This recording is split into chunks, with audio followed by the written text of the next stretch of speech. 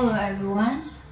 ဒီနေ့မှာတော့ကျွန်တော်ကအရင်ဗီဒီယိုလေးရဲ့အဆက်ဖြစ်တဲ့ present continuous tense ကိုရှင်းပြပေးသွားမှာဖြစ်ပါတယ် present continuous tense ကတော့လက်ရှိဖြစ်ပျက်နေတဲ့အရာတွေဒါမှမဟုတ်လုပ်ဆောင်နေတဲ့အရာတွေကိုအသုံးပြုလို့ရပါတယ်အသုံးပြုတဲ့ pattern တွေကတော့ am is are plus ing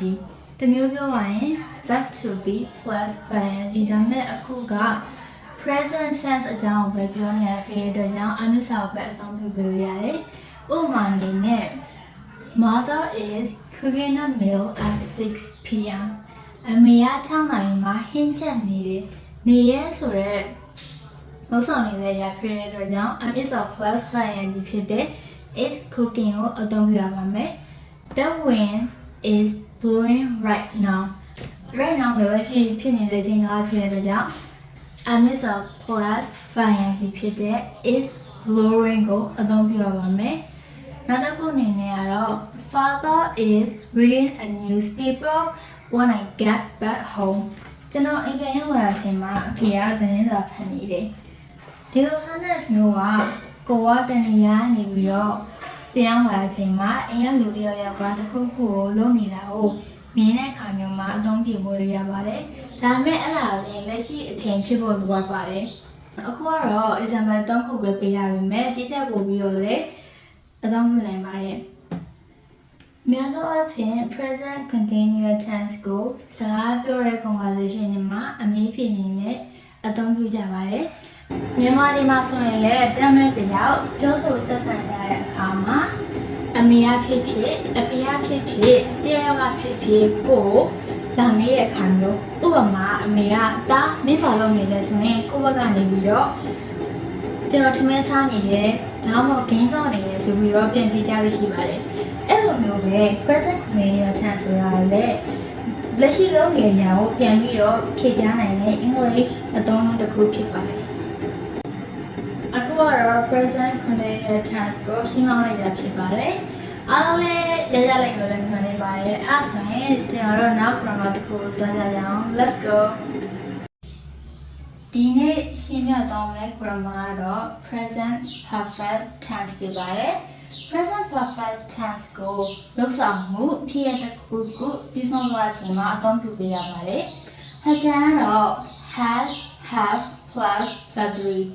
ဥပမာအနေနဲ့ I have finished my job ငါလုပ်ကိုလုပ်ပြီးသွားပြီ He has had his lunch since 1 p.m.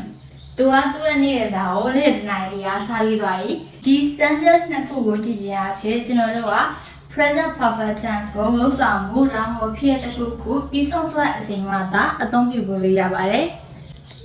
ဥပမာအနေနဲ့ I will use လိုမျိုး plural noun နဲ့ဆိုရင် have ကိုအသုံးပြုပေးရပြီးတော့ he she it လိုမျိုး singular noun နဲ့ဆိုရင် has ကိုအသုံးပြုပေးရပါတယ် important noun အနေနဲ့ already and since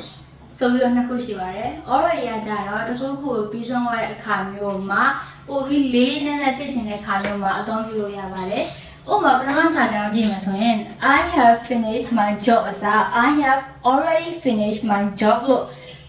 အသုံးပြုရများပါတယ် since ကကြတော့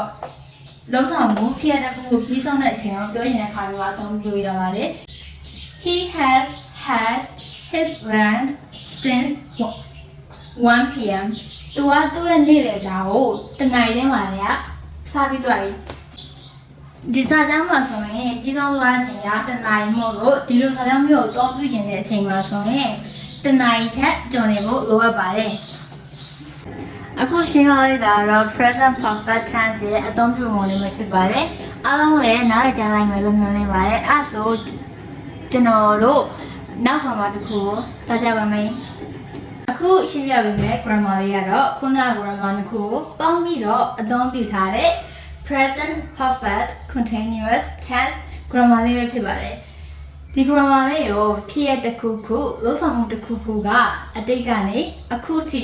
တောက်လျှောက်ဖြစ်နေစေလှုပ်ဆောင်နေတဲ့အခြေအနေမျိုးမှာအသုံးပြုရပါတယ်။အသုံးပြုတဲ့ pattern လေးကတော့ has have been plus ing ဥပမာအနေနဲ့ I have been waiting for the bus for 10 minutes ငါကဘတ်စကားဆောင်နေရတာ10မိနစ်တောင်ရှိပြီအတိတ်ကနေပြီးတော့အခုထိဆောင်နေစေဖြစ်တဲ့အတွက်ကြောင့် present perfect continuous tense ကိုအသုံးပြုရပါတယ်ဒီဥပမာကိုကြည့်ပြီးတော့အခြေအနေတစ်ခုကိုစဉ်းစားကြည့်ကြရအောင်အခုလက်ရှိချိန်က9နာရီ10မိနစ်ဆိုပါစို့သူကလွန်ခဲ့တဲ့10မိနစ်9နာရီတွေကဘတ်စကားကိုစောင့်နေတာအခုလက်ရှိချိန်9နာရီ10မိနစ်ထိစောင့်နေတော့မယ်အဲ့လိုမျိုးအတိတ်ကနေပြီးတော့အခုထိတောက်လျှောက်ဖြစ်နေစေအခြေအနေမျိုးမှာဆိုရင်ဒီ grammar လေးကိုအသုံးပြုရပါတယ်နောက်ဥပမာတစ်ခုအနေနဲ့က It has been raining for an hour မိုးရွာနေတာတနင်္လာနေ့ရှိပြီအဲ့ဆိုမိုးကလွန်ခဲ့တဲ့တနင်္လာနေ့ကရွာနေတာအခုထိလည်းရွာနေတော့မယ်အပေါ်ပုံစံမျိုးတူတူပဲအတိတ်ကနေပြီးတော့အခုထိတောက်လျှောက်ဖြစ်နေစေအခြေအနေဖြစ်ရတဲ့အတွက်ကြောင့်ဒီ present perfect continuous tense ကိုအသုံးပြုပေးရတယ်important note အနေနဲ့က for plus time taken ဥပမာအနေနဲ့ဒီ sentence ကိုကြည့်မယ်ဆိုရင် for 10 minutes for ရဲ့ကြာရင်ဖြစ်တဲ့10 minutes ရဲ့အလားတူဒုတိယ sentence မှာလည်း for an hour for ရဲ့ကြာရင်ဖြစ်တဲ့ an hour ရဲ့အဲ့တော့ present perfect continuous tense ကိုအသုံးပြုနေတယ်ဆိုရင် for plus time taken တော့မရှိမဖြစ်လိုအပ်ပါတယ်အခုကတော့ present perfect continuous tense အကြောင်းကိုရှင်းပြပေးလို့ဖြစ်ပါတယ်အားလုံးလည်းနားလည်လိုက်ကြမယ်လို့ပြောလိုက်ပါတယ်အခုဆိုရင်ကျွန်တော်တို့က present tense မှာပါဝင်တဲ့ tense ၄ခုလုံးကိုရှင်းပြခဲ့ပြီးဖြစ်ပါတယ်ဆက်လက်ပြီးတော့ဒီ present tense ကိုဘယ်လို grammar နဲ့ဆက်သုံးလို့ရမလဲဆိုတာကိုပြောပြပေးကြမှာဖြစ်ပါတယ် so let's go